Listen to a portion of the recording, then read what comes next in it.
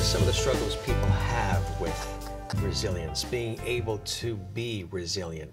Like you say, we're born resilient as babies to survive through everything and learn and be curious. So during the course of our life, what happens then if we come into this earth, come out of that womb resilient? What happens? Life gets in the way? Fear? Self-worth issues? Probably a variety of things. A lot of things. Yeah, a lot of things. I think what happens starts in, I hate to say it, but I think sometimes at school we diminish a person's curiosity, for example. Don't ask me questions right now, just take the test. Don't explore because we don't have time for that. Just memorize. That's right. And I think that gets carried into our corporate setting. And I notice when I work with corporations, when managers feel confident themselves that they allow their staff to ask questions, to ask why, that they get much better results. And it's not just a question of people are more productive. They're more creative, they're more innovative. And I'm sorry, if you're in business, you've got to be in the business of innovation. So right there is an example of when you have that resilience available to and creating an environment where that can happen, you're going to get results. I've also been in places where they don't have that sense of confidence, and so they cut things off, and they limit the possibilities for their company. They literally limit the possibilities. So how do they counteract that? What are some of the ways that they can work with that and change that? Well, you talked about my phenomenal four. That to me is the beginning. And there's a fascinating thing about resilience. I'm going to talk to you first about applying it to an individual. And then, bear with me, I'm going to then move it into teams and organizations. With the phenomenal four, you begin with I tell people, spend 5 minutes a day in silence. And people are so funny. What do you mean 5 minutes? Yeah, it sounds like an eternity, doesn't it? It does. And I say, try it. Because what happens in those times is that this busy brain up here, and it's busy, finally, okay, I have to sit in silence. And so it quiets a little bit. And then this voice in the back of your head that always wants to, have you thought of this? Have you thought of this? Is able to be heard. I spend 10 minutes every morning.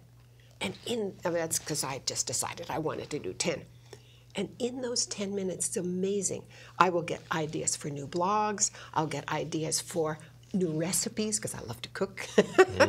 I will get all kinds of ideas for my business and new places, new products, etc., because I simply have quieted myself and give it a time for that quiet voice to be heard. So that's number one. The second of the phenomenal four is I tell people, write a story, a personal story every day. Now, they kind of look at me funny at that point, too. Why do I have to write a personal story, about me? That's so egotistical. No, it's not. What you're doing is you're inviting the experiences of your life to come and be more present to you. I do this, and I've had a chance in that process to look at some of the experiences that I've had. Everything from being a 9-year-old who could run, apparently, according to my sister, could run faster than anybody else. And I remember running, and I could re-experience that. I also remember the day that my daughter called me and said, "Mom, I have a brain tumor." Those are experiences that come up and say, wow, what does that teach me about me? Okay, so I have them do a story. The third phenomenal four of the phenomenal four is that you should choose in that day the one thing that's the most important thing for you to do. Now, that's an interesting question. Everybody loves that one. Oh, that's my to-do list. No, it's not your to-do list. It's thinking about all the things that you are dreaming of doing, all the things that's existing around you, not just in business, but in your personal life. And you may decide that the most important thing that you should do is call your mother. Okay? That's all, one thing. The last thing, the fourth thing, is I tell them, ask a question for the day. That one gets them too. Well, do I ask a simple question? No. I said, just ask a question. Of yourself? No, just ask a question. Any question. Any question. I said, you can ask, what's the purpose of life? Big one. Big one. People have been trying to do that one for generations. Or they might just ask, you know, I'm just curious why my colleague is doing whatever he's doing. Okay? You don't try to answer the question. You just ask it. And what that does is it begins to help you look at your world and push the edges yourself and find out, oh, now that's something I don't know. Is that useful? Would it be useful to me? Might it be useful to me? And it stimulates curiosity.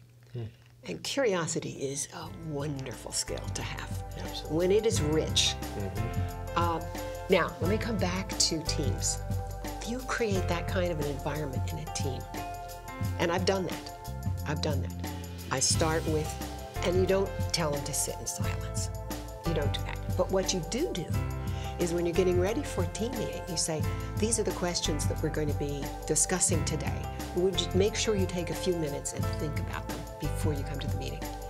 I tell you, the discussion at the table is much richer, much richer.